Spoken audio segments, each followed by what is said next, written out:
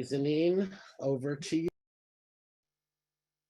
Thank you. First of all, I welcome you all with tremendous gratitude and thank you for your awareness and interest for such an important theme called climate and sustainability with dear Okay Zuber. He is a striking icon and figure for all of us, especially for new generations. He shows us what we can achieve and Oh how no. much impact. Yeah, you do. Forgive me for praising you.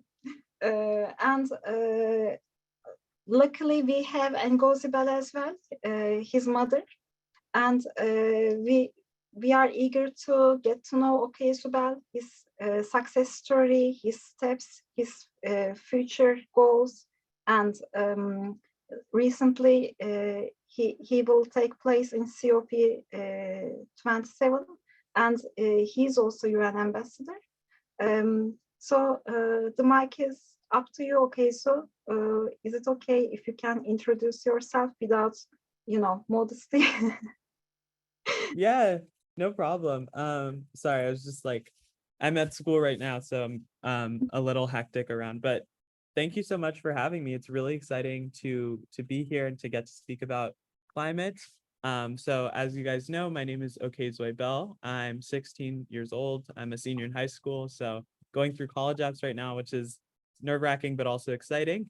Other than that, though, I'm really interested in the intersection between research and sort of humanity and humanitarian goals, which is why I'm so invested in sort of our climate future and intergenerational collaboration in the climate space. But initially, I started out actually conducting research in neurology, neuroengineering, and computer science.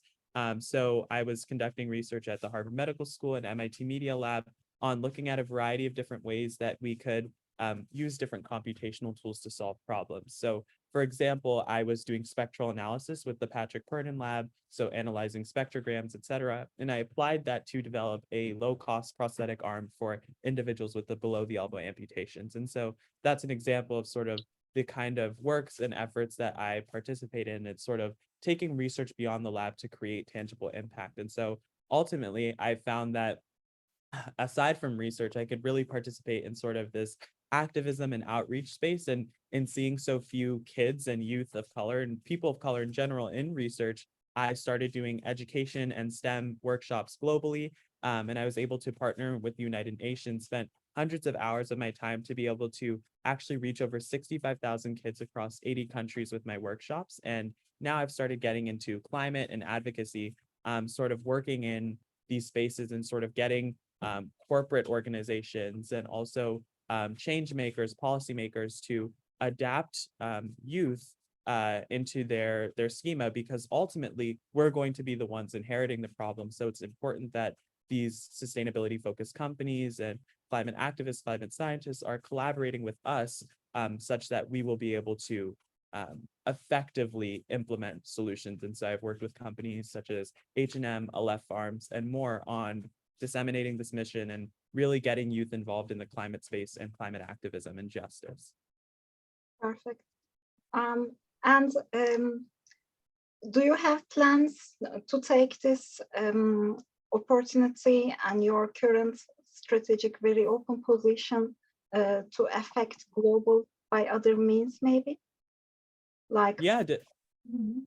yeah, definitely. I think there's so many different ways in which I can go about sort of helping out with these climate solutions, especially because, climate's such a multifaceted issue. We have the issue of biodiversity, but then we also have sustainability being implemented in a variety of sectors, such as with food, cellular agriculture, also alternative meats, etc. So with all of those different solutions, there are so many sort of areas from which I'm able to tackle the problem, from just educating people, translating climate information, or working with policymakers to bring youth into spaces such as COP27, which I'll be attending in the next couple of weeks. And so I think it's really important that this sort of collaboration is fostered. And I think that's what's at the heart of my mission, is intergenerational collaboration, because when we have all of these voices sort of participating in creating the solutions that we're going to implement to climate, whether it be carbon capture solutions or cultured meat. It's really important that our generation, the ones who are going to take control of the market and really be able to realize the impact of these solutions, is involved. And so that's sort of what I've been doing for a majority of my efforts in the climate space. About your entrepreneurship, it plays such an important role, especially you able to reach out bankless communities, and which is legal because you allow low budget transfers, and you do it with an innovative tech just by SIM card. Can you open up your technology, your goals to begin with this project, and the sections of globe that you're able to, reach out? Yeah, for sure. So the technology Nazanin is referring to is actually a project that I've been working on called Fidutom, which is essentially a SIM card-based application that provides micro-lending loans, or micro-loans rather, to individuals in unbanked or financially marginalized communities. And essentially, the goal behind it is to create a method to get banking and finance to low infrastructure communities. And using a SIM card, even someone with a 2G phone will be able to access it. And it's essentially hosted entirely through the blockchain. I know blockchain sort of has it's like a dirty word now in terms of like banking the unbanked. But in this instance, blockchain is sort of the technology I'm using to keep track of all the purchases being made, sort of keep track of everyone receiving its SIM card, such that the system is sort of closed looped and easily sort of manageable. And so once they receive that SIM card, we essentially give them a microloan of ranging from $50 to $100. And with that, users are able to do so much. $50 and $100 can go a much longer way with individuals from financially marginalized backgrounds where they don't have bank accounts. They're essentially cut off from the financial economy. And so Fidutom is now reconnecting these people sort of with their finances. And I think finance is really important because if we look back to any history of racial marginalization, especially in the US, we find that money and control are at the heart of all of it. And so if we're able to give people without the voices access to finance, access to the economy, they'll be able to do and complete so much. And this actually does apply to climate, because a lot of times the people being affected by climate are the ones with the smallest voices. They're the farmers in rural areas. They're individuals of the Middle East who sometimes don't even know what climate change is, yet temperatures are rising twice the global average in those countries. And so if we're able to connect with them, if we're able to sort of bring them the tools that they need to not only succeed and mobilize upward, but also sort of just be socially aware in terms of all of the problems that are happening around them, it becomes really, really powerful. And so it's interesting to think that all of these sort of seemingly tangential things I'm working on, such as the We Are prosthetic or such as the Fidutom micro-lending application, actually all tie back into this central goal, helping the underserved and also giving the underserved the ability to work towards a better future, both for themselves and also globally within the context of problems like climate change. So great. I just feel fascinated to hear all of them and how well you explain, because Okezu is just 16-year-old high school senior, and he's able to think much better than those who are high above him. And this really enlightens us, opens our perspective and horizon. Thank you so much. Also, about this project, this also opens a new way, simple ways for donations to them, maybe. For instance, Pakistan had that flood event, and they indeed didn't have any connection with the bank, though they had the bank. So in terms of disasters, for those areas who has the bank, will also be able to benefit upon it in the future, or in case of disaster prevention and such related fields maybe. So I think very important and kind of directly related with climate change. Yeah, definitely. That's a really good point that you make, like with sort of disaster, I'd say recuperation more so. That's what Fidutom would help with more, because you could go from living in a normal home, having electricity, etc. A climate disaster strikes, you have very limited time for recuperation. You have very limited internet access. You're essentially cut off from a lot of the necessary tools to connect, both online and just generally speaking with the corporate world. And so Fidutom, a solution that doesn't require electricity or high speed internet, is extremely applicable to these areas where infrastructure has been destroyed, ravaged by climate, etc. And in terms of fundraising, since Fidutom is actually hosted through the blockchain, we're setting up a decentralized autonomous organization on Juicebox. So it'll essentially be a way that people can donate to Fidutom's sort of methods using crypto and through the blockchain. And so we can then repurpose those to create more SIM cards and more micro lending accounts for these individuals. And I actually just got a question saying that, can you elaborate on biodiversity and cellular agriculture benefits and what problems that these technologies solves? So that's actually a great question and sort of a segue back into a lot of my climate focused work. So biodiversity is essentially exactly what it sounds like. It's sort of maintaining the variety of life in our ecosystems. And the reason why it's so vital, as a lot of you may already know, is because, without biodiversity, the sort of closed loop system that our ecology operates on can no longer thrive. Like, for example, bees are pollinators. That's essential for the environment. And so if our climate is changing to where these areas and these ecosystems no longer become habitable for a variety of species, they will not be able to thrive, grow. We can't get agricultural yields from them, etc. And so because of that, maintaining biodiversity is so important. But unfortunately, we're seeing drastic decreases in biodiversity as time has progressed and as we've seen more and more climate changes occurring. So solutions like cellular agriculture are extremely powerful because they'll not only allow us to maintain biodiversity, but they'll allow us to continue our already existing pipelines and systems, but in a more sustainable way. And so the way cellular agriculture works, and I've actually written so many articles on cellular agriculture, and I can actually show you an example of some of the visualizations I've shown you, is that basically, this is what agriculture looks like today. We have this huge circle, which represents sort of all of the feed that we put into conventional agriculture, all of the energy, all of the water, all of the resources that we're putting in, and yet we get this extremely small yield out. And while you might be thinking, the world runs on agriculture, there's no way that we're getting such a small percentage of what we're putting in out. If we actually look to the meat and dairy industries, only 4% of all of the resources that we put in actually come out as returns for our meat. And for dairy, it's even lower. And so here's some more information regarding sort of cellular agriculture. 1.5 times the size of the land of the European Union could have been saved if we only produced meat for our nutritional requisites. So not only is the system itself already inherently unsustainable, but it's also extremely wasteful. We're overproducing meat. It takes up 18 refrigerators of drinking water. It's so much energy consumption. And agriculture actually accounts for around 25% of global warming or anthropogenic greenhouse gas emissions. So this itself is just a testament to how detrimental the system already is.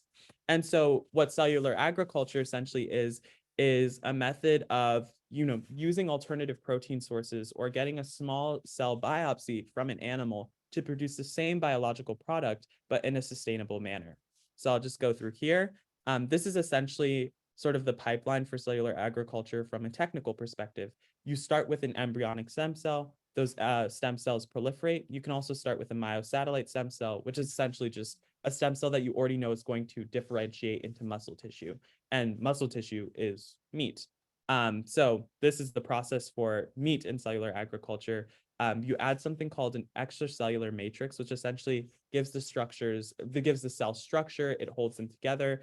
You also add something called fibrogen growth factor, which allows the cells to grow and proliferate so that they can actually form these connections that are the foundations of muscle tissue.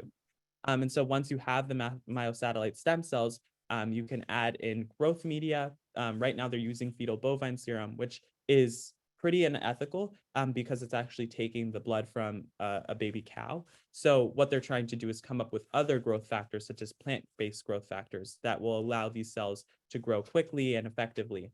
And then you add a scaffold, which essentially is another structural component. It gives the cells the sort of molds to be able to shape into the proper meat. And from that, you can get these myotubes, and you get myotissues, which are essentially just a bunch of myotubes. So you get that muscular tissue. And ultimately, you get meat. You can have fish, you can have beef, you can have steak, pretty much anything. And so the big point here, aside from just having a really cool technology, is the fact that it used 99% less water, 96% less land, and 97% less greenhouse gases. So if you think about it, you're producing the same biological product using only the biopsy from an animal, yet it requires so much less resources. And not only that, but because of the fact that the world essentially runs on agriculture, and over 80% of all usable land on Earth is actually purposed towards agriculture, what that means is that now we can start focusing on loftier and really important environmental goals. With all of the land that we were previously using for agriculture, we can now give land back to indigenous people. We can restore the Amazon rainforest. We can do so many things that we would never have had the capability to do because of the amount of space that we will be able to save through technologies like cellular agriculture. And so by restoring these ecosystems, we can also reinvigorate biodiversity because we're creating habitable areas for animals and other life forms to sort of populate. And so that's sort of the goal with this cellular agriculture technology. It's not to, free up more land so we can build more houses and more factories. It's to free up more land so we can work on some of the most important climate projects that we've never been able to and never had sort of the land capital to do. And even beyond that, we're also reinventing and repurposing an already existing system, producing the same thing, but in a way that's not detrimental to the environment. And this same principle can be reapplied to so many different solutions, from carbon capture, carbon sequestration, so taking carbon out of the environment, to restoring the ozone layer. It's just these mindsets that are really, really important in sort of creating the solutions of tomorrow. And so as a young person, I've been working with the forefront of this effort. So Aleph Farms, Perfect Day, Team Downey, etc. All of these organizations, companies, coalitions that are working towards implementing solutions in cellular agriculture and beyond, and telling them these are the necessary steps if you want to get this into the hands of the future of consumers, youth. And these are the steps you need to take if you want to get them all the way to sub-Saharan Africa, to India, to Singapore, etc. Because ultimately, these technologies, these tools, they won't have any impact if they're not widely used and properly shared amongst all the people of the world. And so these cultured meats can't be $600, or else it will be a wealthy man's contribution to climate change. It won't be everyone's contribution. And so in properly disseminating it, we can really ensure that these solutions have impact and are economically feasible as well. So amazing, because in terms of sustainability as well, currently food crisis is one of the highlighted problem, because starting from 2017, world consume food stocks of the next year before this time. So as much as I know, a couple months ago, the world already consumed food stocks of 2023. So actually, you both solve sustainability problem, equal access, and carbon emission due to logistics, because most of the foods, even though they are vegetable, leading emissions due to long distance logistics. So producing at the source is the best way to eliminate a wide range of emissions from logistics. And also, you introduce something very innovative. Instead of not so ethical baby cows blood, you use vegetable organics for growth. This is also amazing that you put introduce as an innovation for this technology. and I'm so eager to see your future works. We have a question. It says, what is the biggest pushback you have seen on cellular agriculture? Is it supported by the most? Yeah, I just saw that, and thank you so much for the compliment as well. I think I think there are two big pushbacks. The first is that people aren't so comfortable with the idea of lab grown meat. That's often what it's called when it's in its meat based form, or cultured foods, etc. Because there's this sort of this notion, this conception that it's synthetic, it's artificial, when it's actually just it's being grown in the same way meat is actually cultivated in a normal animal. It's just being done outside of the animal. But the biggest issue is like the scientific presentation. And the way I explained it, we're essentially just like taking cells and growing them into meat. It sounds like a very industrialized and sort of like edited process, when in reality, it's a reflection of the exact same thing that's occurring in an animal when it's developing and its body continues to grow. Except now we're just not having to butcher the cow or kill the cow. Instead, we're just taking a small cell biopsy from it. So that's one of the biggest pushbacks, is understanding how the science actually correlates to the impact, because it's sometimes difficult to say, well, oh, this is not real meat. Oh, this is fake meat. It's not fake meat. And so that scientific presentation and that viewpoint is sort of like one of the biggest pushbacks I've seen personally, especially when it comes to consumer adoption of cellular agriculture. In terms of, is it supported by most? I would say right now it's hard to say. I've done consumer studies with companies like Aleph Farms in Singapore and the United States, on countries that already practice sort of entomophagy, which is the eating of bugs as a protein source. So seeing like how adoptive they are to other protein sources, considering that they're already consuming non-conventional sources of protein and fiber, et cetera. And we've seen great results that they're definitely willing to adopt it. And unfortunately, this question is difficult to answer because there are so few studies that deal with the consumer acceptance of cultured products. And so because of that, it becomes very difficult to say, like, how would this product scale in a certain environment or in a certain class of consumers? And so that's the answer that I've been trying to seek, sort of through my work and through my youth advocacy. And in getting to interact with so many people, it's also giving me perspective on how this technology will be adopted as it's further developed. And as I mentioned, the fetal bovine serum is also a problem. Also the price. The very first cultured burger, which was made by actually the grandfather of a friend of mine, Ida von Eilen, she actually runs a company called Kind Earth Tech. But anyway, her grandfather actually invented cellular agriculture, and it was extremely expensive. It was over a $300,000 project. So that's just an example of sort of the expenses of this technology. Right now, it's actually decreased significantly to around $30 to $50 per pound, but compared to a normal cut of meat, that's still very expensive.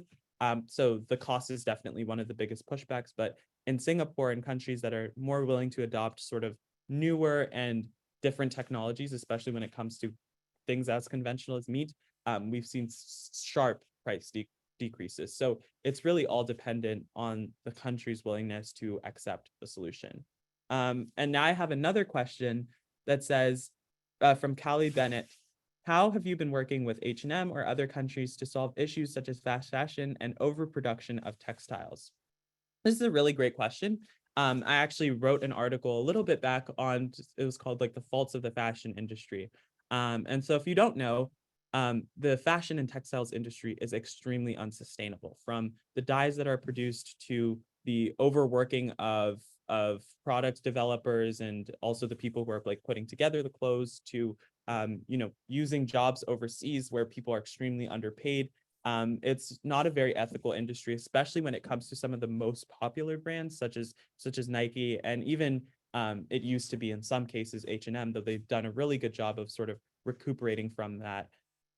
So fashion industry is not very sustainable. Textiles overall not very sustainable, using tons of water. They also pollute water by dumping the dyes into streams and creating wastewater. that kills a lot of the fish and other aquatic animals living in those bodies of water. But as we know, fashion's not sustainable. And so especially things like fast fashion, where you're constantly wasting and throwing away and then reproducing.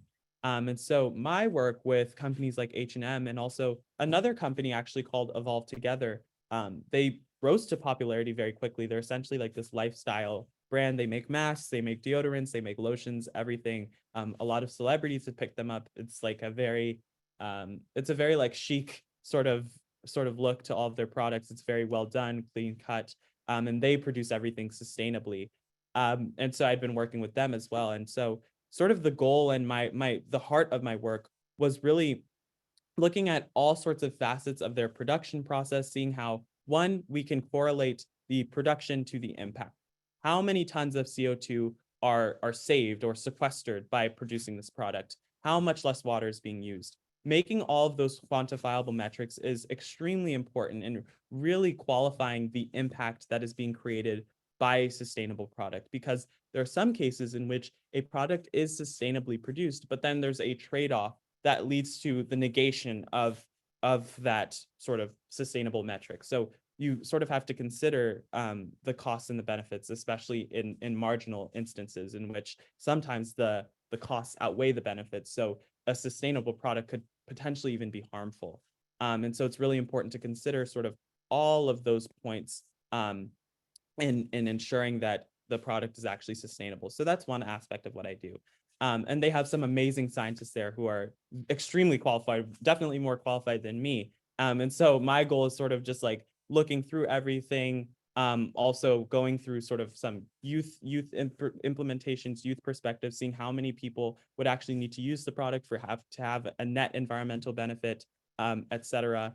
But with regards to fast fashion, so there's a guy named Chris Wiley who actually works at H&M AI. He was a Facebook whistleblower. And so obviously Facebook let him go, or he left as well.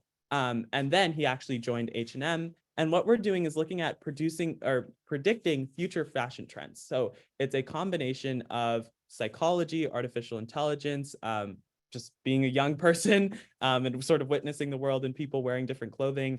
And then also like qualitative studies. It's a lot of I group it under the concept of like symbolic systems. So it's a lot of like computational linguistics, looking into people's behavior, et cetera.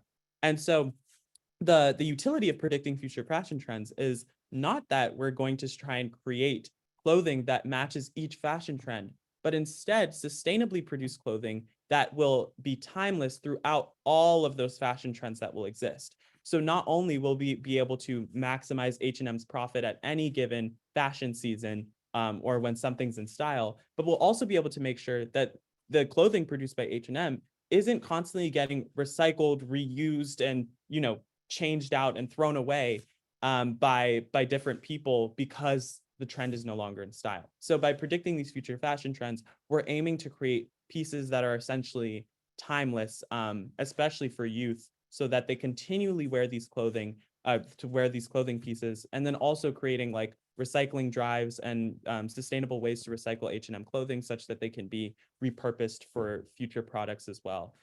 So that's something I think that H&M is doing that is extremely unique, sort of us trying to work towards creating clothing that lasts a much longer time than a quick fast fashion trend. And other parts of my work actually include doing educational workshops, educating people about how H&M actually sustainably produces their products. So what we're doing is they have a program in London and Chicago. And they're actually trying to set up one in Uganda, where we're going to different schools and providing them with kits and information regarding sustainable textile production, sort of how H&M creates their dyes using all plant-based materials and how they're entirely biodegradable.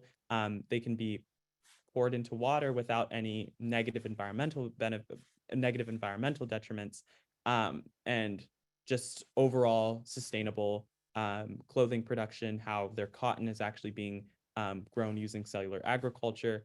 There's so many pieces of technology that go into making like one sustainable H&M clothing piece. And so in educating youth about that, they'll be more inclined to make that purchase, and their families will be more inclined to make that purchase. And ultimately, what we need is not just one individual person who's aware of this technology, but millions, if not billions of people who are aware of this technology and also its direct correlation to impact. Because when consumers are aware of the impact that their purchase is making, they'll vote with their dollars. They'll buy that product because they know that it's going to create some sort of change that they care about. So it's turning that special interest, which is H&M's sort of products, their look, their feel, and creating it into a public interest, which is climate change.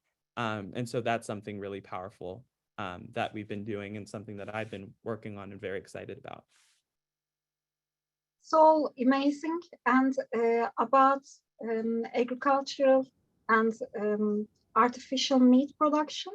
Lately, I've been in MIT Climate Tech Conference, and they assigned the biggest team for other means, new technologies that both reduce emissions and serve ethical, healthy, and alternative ways as new food means. And none of them, to be honest, as good as your solutions. And all of them were so good. Thank you. Seriously. And also, I've been receiving emails from high authorities wanting me to find solutions for food crisis. And I say I can't do that. And it's such a good pleasure to have you in that. Returning back to H&M, very visionary new steps and conveying this information to globe, especially maybe young generation, is also so important for awareness as well. So I know that you also have connection with Leonardo DiCaprio, probably regarding climate change. Would you like to share? Yeah, for sure. So actually, what's interesting is my first ever cold email was to, which by the way, cold email is an amazing method of activating your opportunities, whether you're already an experienced professional or you're a student like me came in with no experience, it can work wonders. And that's how I actually got on the Sustainability Health and Advisory Council with Leonardo DiCaprio and a ton of other amazing climate professionals, ranging from people in government to the president of the food tank. But essentially, I had emailed the CEO of Perfect Day in a cold email. I can actually, maybe I can find, that would be really cool if I can find the cold email that I actually sent. I haven't read it in a long time, but it would be really, really cool. So I'm gonna actually try and pull it up, and I'll read a part of it because I think it was just such a cool email. So I found it. The subject was a new opportunity for Perfect Day. And I said, "Good evening, Mr. Pena. My name is Okezwe Bell." And I said I was like a researcher. I was like really interested in AI. And at that time, I was really interested in nanotech, I guess, because I was writing about it. And then I said, I've been very engaged in the cultured dairy space and bioreactor engineering, and I've wanted to make an impact in the field. And I said I'd been identifying big opportunities for Perfect Day. And I talked about how there are numerous opportunities and developmental strides that need to be made, specifically in supporting more youthful perspectives on written forums.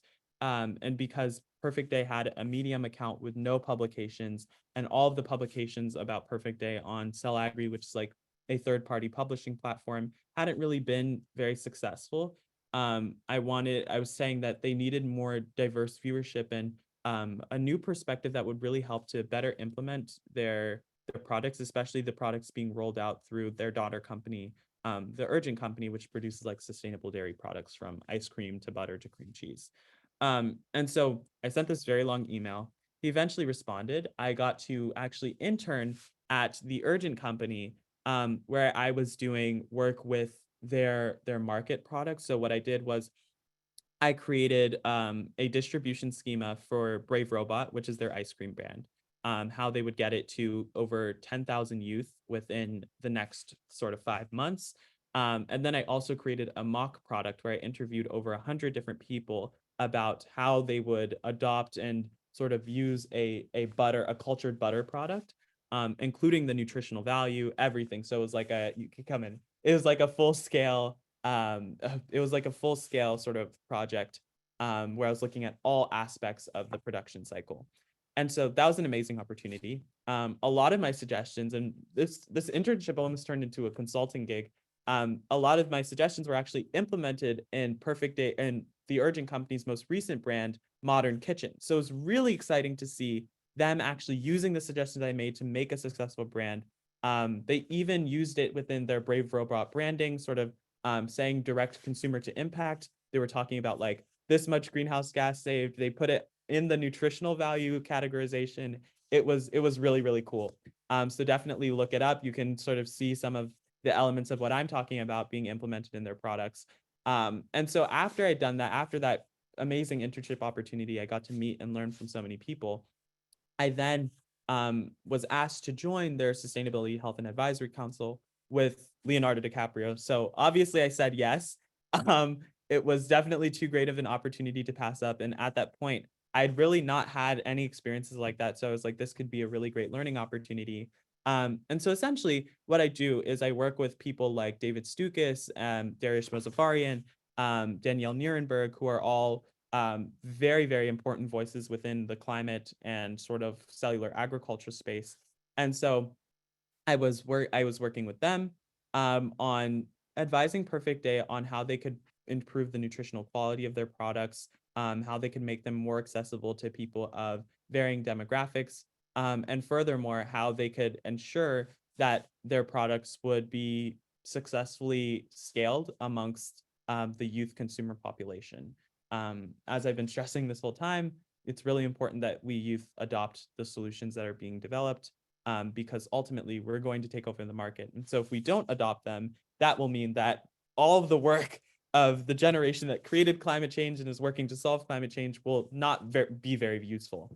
And so that's why I was so committed to sort of ensuring that their council had a young voice on it. And after I actually joined Perfect Days SHAC, I ended up founding their Gen Z panel. So I was the only young person on Perfect Days sort of group. And then what I did was I then was like, we should create a coalition of youth representing Perfect Day and helping them out. And so what I did was I went to my youth network. I'd done a program called the Knowledge Society. If you have kids, it's a great program to send your children to. It's essentially like a place where you can introduce kids to entrepreneurship and cutting edge technology. But that's besides the point. I had the Knowledge Society as a part of my network. And so I was able to tap into that and tap into all of the people I'd been speaking to, from the CEO of Eat Just to just like kids I'd interacted with in the TKS program. And we were able to form a Gen Z panel, which essentially included these amazing young people, everyone over the age, everyone under the age of 17, sort of working to advise Perfect Day, and even create sort of different pieces of content that went on their website and circulated. One of the articles we wrote got over 60,000 views of youth, which was amazing. And I think it was like net like 200,000 views on Perfect Day's website, which was record highs that they had seen across any of their sort of like publication platforms, which was great. And so in that experience, I learned a lot. It was very cool to have my picture next to Leonardo DiCaprio's. I'd say that was like a very surreal moment. But the real moment of learning and the reason I chose to stay on the council and continue to advise Perfect Day was just the connections, the openness, the willingness to collaborate. That was something that was really, really powerful. And I think that more companies should follow suit in creating Gen Z panels and working with young people and listening to their ideas, because even if they're not implemented, there are so many overlaps and so many ways you can use our ideas and combine them with yours, to create benefits and to create solutions. So that was definitely one of my most formative experiences, working in climate, and one of my first. So Okay, well, I think we could have you speak, okay, Zoo, for 8 or 10 hours. So I Yeah. wanted to pause it there because I know we'll have you back, not just for this community, but our ag tech community. We're doing some great things and many other things. I wanted to make sure we had time to just do a breakout room time, just so everybody gets a chance to meet each other, build connections in a smaller group, really discuss what you'd like to see out of the WITI sustainability and climate change community. And one plans we have for 2023, we're going to be doing our wins mashups. So we'll be putting, merging our groups together so we can talk about AI and analytics with climate change and climate change with ag tech and some of the things like that. So we're just going to take put everybody in a breakout room, introduce yourself, person with the first name closest to A goes first. Have about 2 minutes each, 10 minutes, and then we'll come back and wrap it up. But okay, Zoo, amazing. Nazanin, awesome. Everybody meet each other. We'll see you back in 10.